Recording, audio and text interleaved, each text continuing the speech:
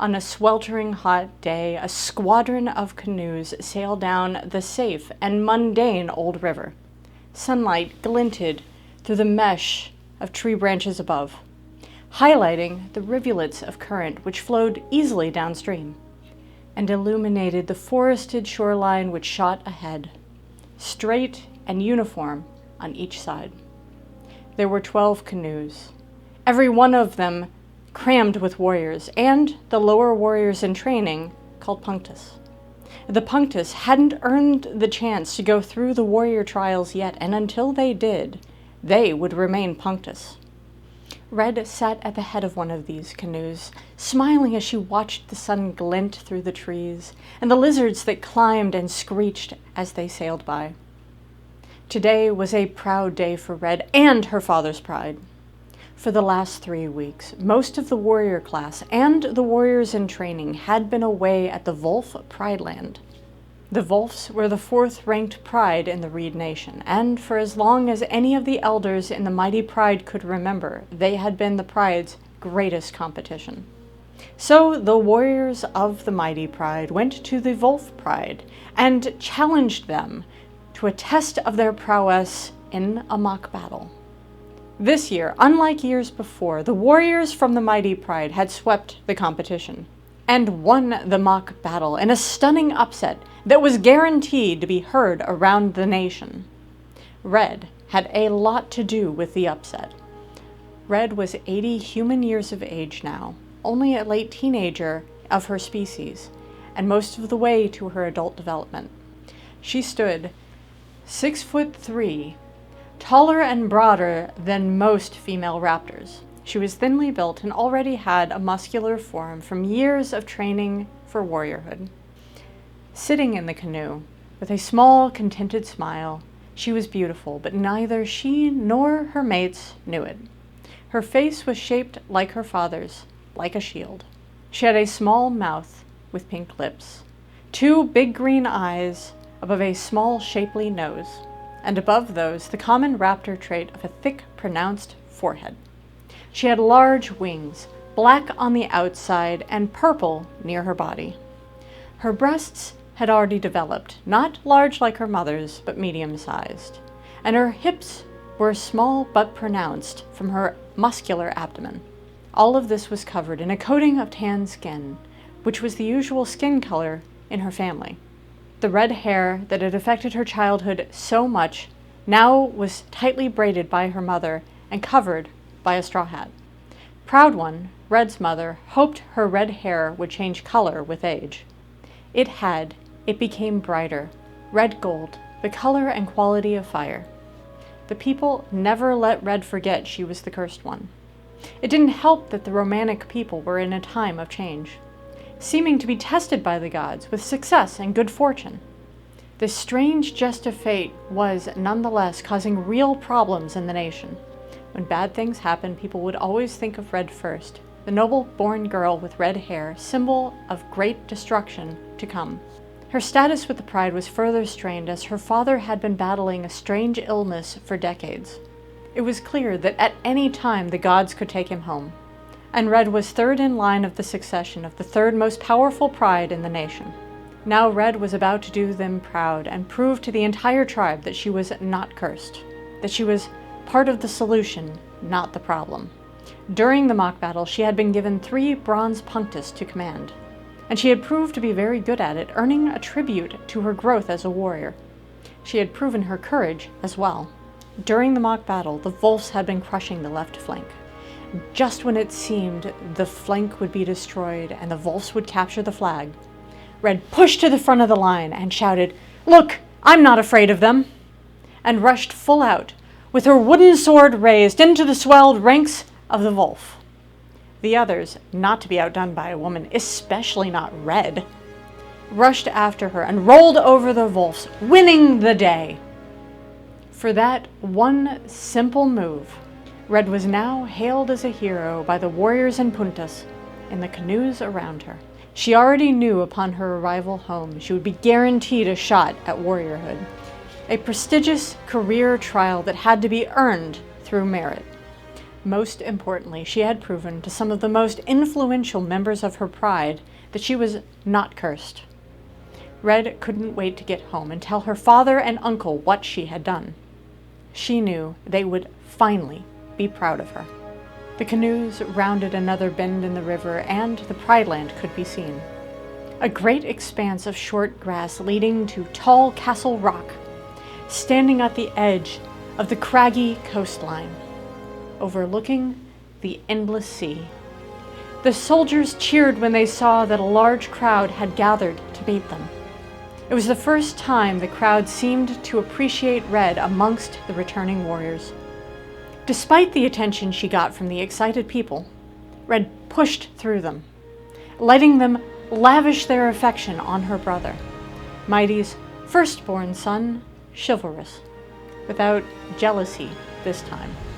She wanted to see 2 people only, and the rest of the pride could wait. Welcome! This week I will be reviewing Dark Angel, a warrior's epic by Joseph Sprenger, here on the Board Goddess Book Reviews.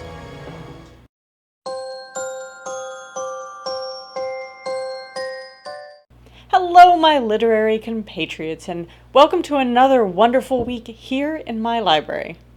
I am the now wingless Board Goddess, and I am so excited to share with you yet another incredible story. Please remember that by liking and subscribing to my channel, you are helping me to continue uncovering awesome stories and to keep creating video book reviews for your enjoyment and entertainment. While you're at it, please feel free to toss a comment or 2 my way with thoughts on the books that I review, as well as things that you would be interested in seeing added to the videos.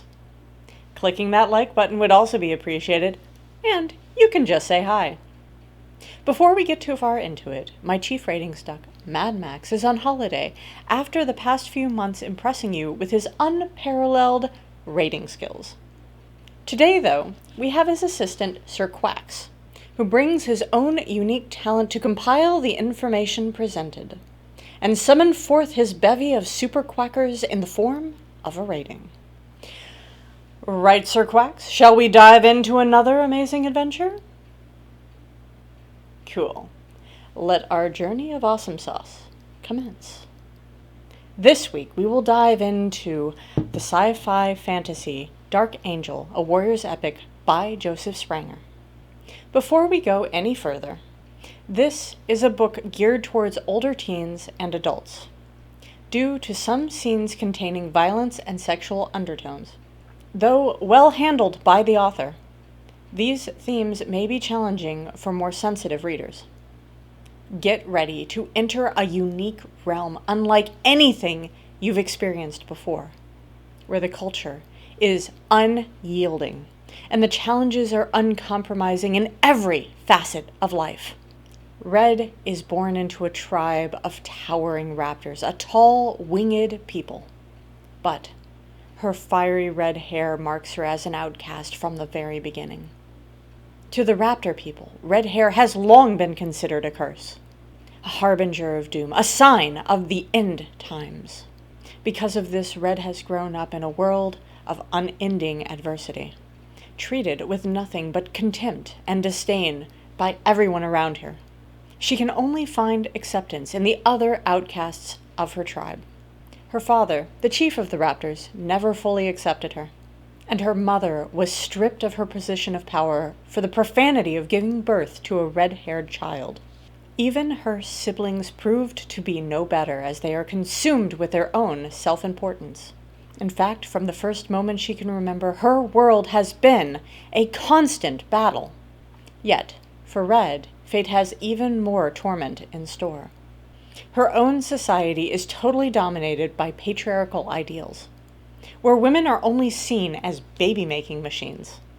And it forces Red to face countless obstacles as she begins the journey to become a warrior. When at last she is given the opportunity to prove her skill in the field, the raptors begin to understand that she has value far greater than the limitations their society had placed upon her. When her father dies, Red is thrust into an even darker underbelly of society, a world she never knew existed. She discovers her father, in his final moments, had a vision from his God and chose her as his successor. Little does she know this decision will only complicate her life even further. Now, thrown into a frighteningly dangerous world, every decision could mean the difference between life and death. I actually stumbled across this epic volume when a family member mentioned I might enjoy it. It's always a thrill to discover a hidden gem among the countless amazing books out there, and this story definitely caught my eye. Set within a completely unique world with diverse species, none of which are human, it was an unparalleled experience. As soon as I delved into the first chapter, I was immediately captivated by the author's writing style. The words flowed effortlessly, making it a breeze to read and comprehend. The vivid descriptions of the various cultures, people, and world were so immersive that I found myself becoming lost in the story, anxious to see where the journey would take me next. I adored the world building in this story. It was seriously mind-blowing how the author crafted such an incredible universe with such care and attention to detail. Every single people, species, and subgroup has been meticulously thought out and given a life of their own. I found myself eagerly flipping through the pages, desperate to uncover the next fascinating trait or characteristic that would be revealed. And this story had me completely hooked from start to finish. The characters in this book were awesome, and I was completely smitten with Red.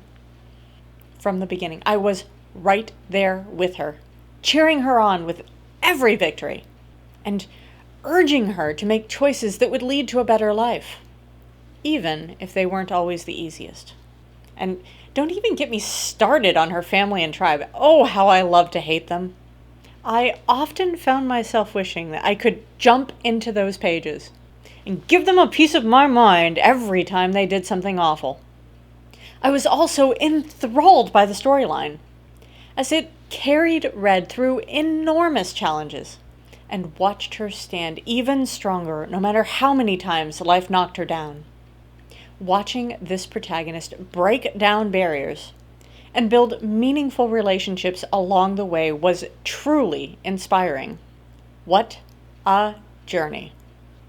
Let me start by saying I adore a good long read, but the length of this book is not for the faint of heart. At 733 pages, it is a marathon, not a sprint. While it is chock full of intricate details and well-rounded characters, the book contained more than just one fully fleshed out storyline. In my opinion, I would have liked to have seen the cyclical themes broken up into a series of standalone novels in order to keep Red's world and adventures alive and fresh. But if you are like me and find yourself longing for an epic immersive journey within a fantasy world, which carries on for more than just a weekend, this is your book. All right, Sir Quacks, it's the time everyone's been waiting for. Are you ready to rate this awesome book? A fine decision. I am right on top of it. An amazing story combined with relatable and well-defined characters. Dark Angel is truly an epic journey, but somewhat challenged by the length and roller coaster of storylines. However, it is still too good to be missed, and therefore, we are awarding this book 4 ducks. I have linked to the Amazon affiliate page for this book below. Please check out this and Joseph Sprenger's other incredible novels. He is definitely an indie author to be discovered. Have you read Dark Angel? Let's discuss it in the comments, or in my Discord, also linked below. I am there every day and looking very forward to building a community of like-minded indie book admirers. My video book review schedule for 2023 is now completely filled, but I am still reserving places for 2024. If you are an author of an indie or traditionally published book and you would like me to do a video review of your work, please submit a request on my website, www.theboredgoddess.weebly.com. The link to the page is listed below. If you are a reader and you have a favorite novel you would like to share, please leave a request for video review for readers on my website. Should I choose the book, I will give you a high five in the review. The link to the forum page can be found below as well. I am also on Instagram, Goodreads, Facebook, and X. Oh, and by the way, reviewing these awesome books is thirsty work. So, if you're enjoying my videos, go ahead and send me a coffee. You can find the link listed below as well. Every little bit helps me keep making video reviews and keep sharing some incredible books. So guys, that's it for now. Thank you so much for hanging with me. Adios until next Wednesday. May your day be epic, and may awesomeness follow you like a sad puppy needing hugs. See you next time. Bye all!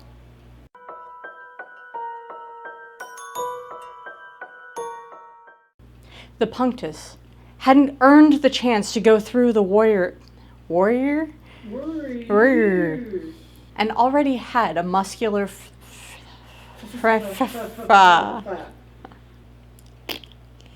reviews for your enjoyment and entertainment. Not my disco.